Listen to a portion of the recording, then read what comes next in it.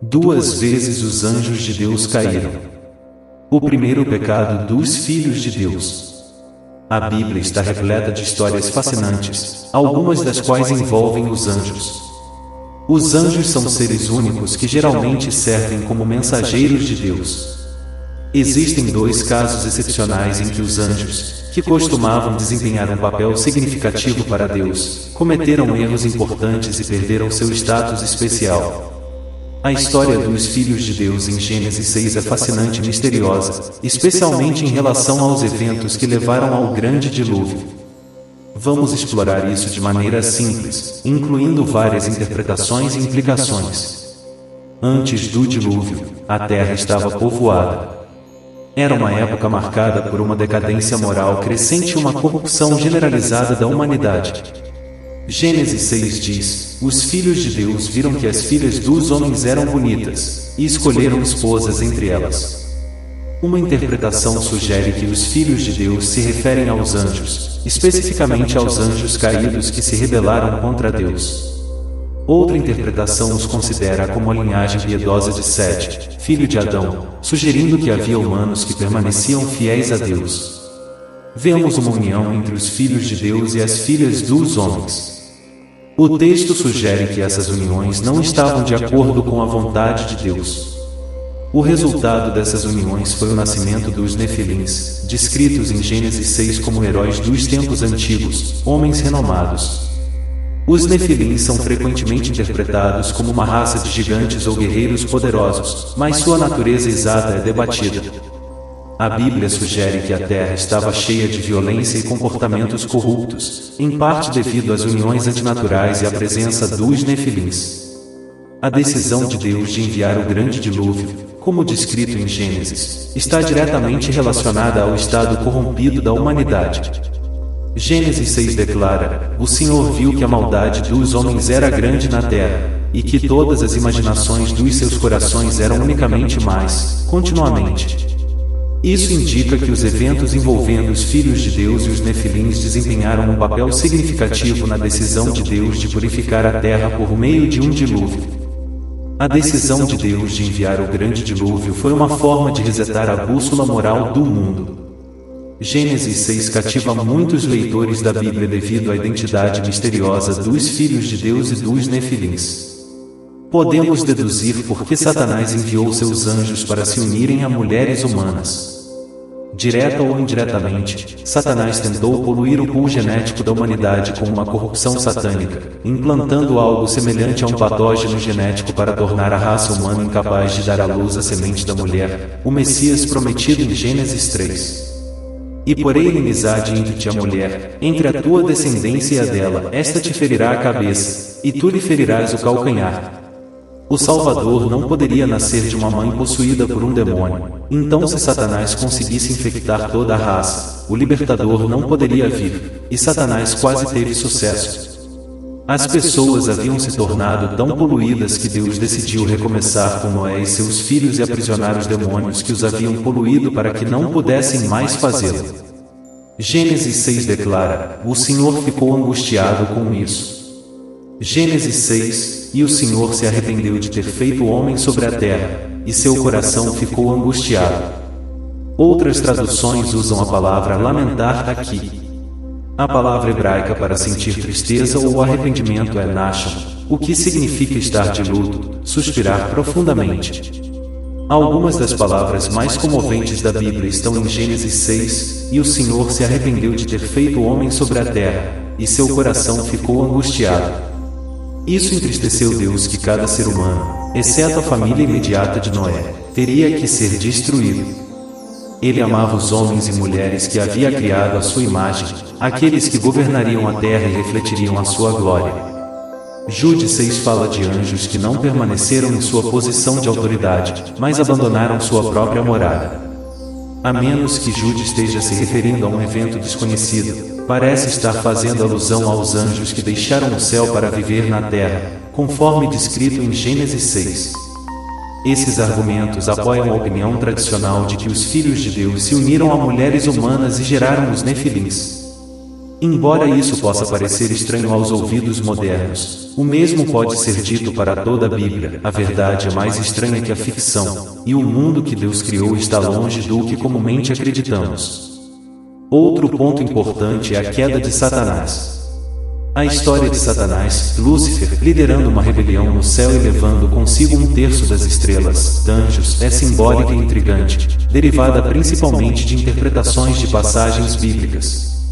Lúcifer, antes de sua queda, é frequentemente descrito como um dos anjos mais proeminentes e belos do céu. Lúcifer era considerado um anjo de alto escalão e beleza. Ezequiel 28 o chama de querubim ungido que cobre, indicando uma posição de honra e autoridade elevada. Ele é descrito na montanha sagrada de Deus e andando entre as pedras de fogo, sugerindo uma proximidade muito estreita com Deus. Em Ezequiel 28, Lúcifer é descrito como a encarnação da perfeição em beleza e sabedoria, até que o pecado foi encontrado nele. Sua aparência estava adornada com cada pedra preciosa, simbolizando sua perfeição e esplendor. A frase sobre Satanás, Lúcifer, atraindo um terço das estrelas do céu com ele está frequentemente ligada a Apocalipse 12, que declara: "E apareceu no céu um grande dragão vermelho, tendo 7 cabeças e 10 chifres, e sobre as suas cabeças 7 diademas. E a sua cauda levou após si a terça parte das estrelas do céu, e lançou-as na terra." Nesta passagem, as estrelas são comumente interpretadas como anjos, e atraí-las para baixo é vista como Satanás persuadindo um terço dos anjos a se unirem à sua rebelião. A razão pela qual Lúcifer caiu do céu é principalmente atribuída ao orgulho. O capítulo 14 de Isaías descreve como Lúcifer, a estrela da manhã, filho da aurora, procurou se elevar acima das estrelas de Deus e ser semelhante ao Altíssimo, sendo finalmente lançado à terra. Em termos simples, os anjos são seres espirituais criados por Deus para servi-lo e cumprir sua vontade. Eles são frequentemente retratados como mensageiros ou protetores e desempenham um papel significativo em muitas histórias bíblicas. Os anjos são descritos como poderosos e santos. O Salmo 103 diz: "Bendizei ao Senhor, todos os seus anjos, vós que excedeis em força, que cumpris a sua palavra, ouvindo a voz da sua palavra." Este versículo destaca sua força e dedicação em seguir os mandamentos de Deus. O conceito de anjos caídos está relacionado à rebelião contra Deus, uma história importante cheia de símbolos e significados ocultos. Como caíste do céu, ó estrela da manhã, filho da alva? Como foste lançado por terra, tu que debilitavas as nações? Tu dizias no teu coração: "E eu subirei ao céu, acima das estrelas de Deus exaltarei o meu trono e me assentarei no monte da congregação, aos lados do norte. Subirei acima das mais altas nuvens e serei semelhante ao Altíssimo." Contudo, foste precipitado ao inferno, à profundidade do abismo. Essa passagem mostra como figuras excelentes e respeitadas podem perder tudo por se oporem a Deus. Isso é frequentemente interpretado como uma metáfora do orgulho e da subsequente queda de Lúcifer. A história do rei de Tiro em Ezequiel 28 também é usada simbolicamente para descrever a queda de Lúcifer. Fala de uma figura perfeita em beleza e sabedoria, mas cujo coração se ensoberbeceu por causa de sua beleza, levando à sua queda. A história do rei de Tiro é interessante, especialmente no Antigo Testamento. É um aviso contra a arrogância. O rei de Tiro era uma figura histórica real, um líder da antiga cidade de Tiro, conhecida por sua riqueza e poder. Ele se considerava quase divino, talvez devido à grande riqueza e sucesso de seu reino. Em Ezequiel 28, é dito: "Filho do homem, dize ao príncipe de Tiro: já assim diz o Senhor Deus, porquanto teu coração se elevou e disseste: eu sou Deus, eu me assento no trono de Deus no coração dos mares, e tu, sendo homem, e não Deus, ainda que pões o teu coração como o coração de Deus." Através do profeta Ezequiel, foi predito que, por causa de sua arrogância, o rei de Tiro experimentaria a queda. Foi um aviso de que, não importa quão poderoso ou rico alguém seja, não deve ceder ao orgulho nem se considerar igual a Deus. Portanto, eis que eu trarei sobre ti estrangeiros, os terríveis das nações, e eles desembainharão as suas espadas contra a formosura da tua sabedoria, e mancharão o teu esplendor. As consequências dessa rebelião foram significativas. O orgulho de Lúcifer o levou à queda. Ele foi expulso do céu e perdeu sua posição elevada. Essa queda é vista como um aviso contra o orgulho e os perigos de se elevar acima de seu lugar legítimo, especialmente acima de Deus. A história de Lúcifer serve como um lembrete nos ensinamentos cristãos sobre os perigos do orgulho e a importância da humildade e obediência a Deus. Guerra no céu. Em resposta à rebelião de Lúcifer, uma guerra eclodiu no céu. Miguel, outro arcanjo, liderou as forças de Deus contra Lúcifer e seus seguidores. Houve guerra no céu. Miguel e seus anjos lutaram contra o dragão. E o dragão e seus anjos lutaram, mas não prevaleceram, e não se achou mais lugar para eles no céu. Ele foi lançado fora, o grande dragão, a antiga serpente, chamado Diabo e Satanás, que engana todo mundo. Ele foi lançado na terra, e seus anjos foram lançados com ele. A guerra no céu foi liderada pelo arcanjo Miguel contra um dragão, que, como mencionado anteriormente, é identificado como Satanás. O dragão e seus anjos contra-atacaram, mas foram derrotados e lançados na terra. O nome Lúcifer significa portador de luz ou estrela da manhã. Isso simboliza o estado glorioso original do anjo e a subsequente perda dessa glória. A transição do céu para a terra representa uma queda na bondade moral, passando de um lugar onde se está próximo e em harmonia com Deus para um lugar onde se está distante e em desacordo com Deus.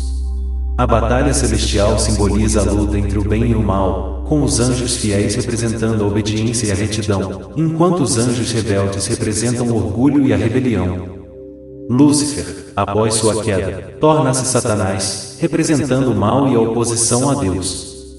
A derrota de Satanás e de seus anjos representa o poder e a autoridade supremos de Deus. Em Lucas 10, Jesus diz: Eu vi a Satanás cair do céu como um raio, simbolizando a natureza rápida e decisiva da derrota de Satanás. Embora derrotado e expulso, Satanás e seus anjos caídos continuam agindo na terra, buscando enganar e afastar as pessoas de Deus. Essa batalha contínua entre o bem e o mal é um tema central de nossa fé. Vitória final sobre Satanás. A vitória sobre Satanás no livro do Apocalipse diz respeito ao triunfo final. Um momento crucial está em Apocalipse 20, onde é dito: Ele prendeu o dragão, a antiga serpente, que é o diabo e Satanás, e o amarrou por 1000 anos. Isso mostra que Satanás é capturado e torna-se impotente por um período significativo. Após Satanás ser amarrado, há um período conhecido como o reinado de 1000 anos, onde Cristo reina e Satanás não tem nenhuma influência. Apocalipse 20 fala do reinado de Cristo e daqueles que são fiéis a Ele, indicando um período de paz e retidão. Após 1000 anos, Satanás é solto por um curto período de tempo. Ele reunirá pessoas para uma última batalha contra Deus, que se encerra rapidamente. Apocalipse 20 diz: Eles subiram à superfície da terra, cercaram o acampamento dos santos e a cidade amada. Mas desceu fogo do céu e os devorou. E o diabo, que os enganava, foi lançado no lago de fogo e enxofre. Isso significa a derrota final de Satanás. Após a derrota de Satanás, o Apocalipse descreve a criação de um novo céu e uma nova terra, onde Deus viverá entre seu povo. Em Apocalipse 21, é dito: Então vi um novo céu e uma nova terra, pois o primeiro céu e a primeira terra passaram. Isso simboliza uma renovação completa, liberta do mal, do sofrimento e da morte. Os últimos capítulos do Apocalipse descrevem um estado de vitória e paz eternas. Isso promete um início futuro de uma era eterna de paz e alegria. Em ambas as histórias, há uma forma de rebelião contra a ordem de Deus, a rebelião de Satanás pelo orgulho e a dos filhos de Deus por uniões proibidas. A queda de Satanás envolve um ser angelical se opondo a Deus. Ao mesmo tempo, a história dos filhos de Deus envolve seres divinos ultrapassando seus limites ao se casarem com mulheres mortais.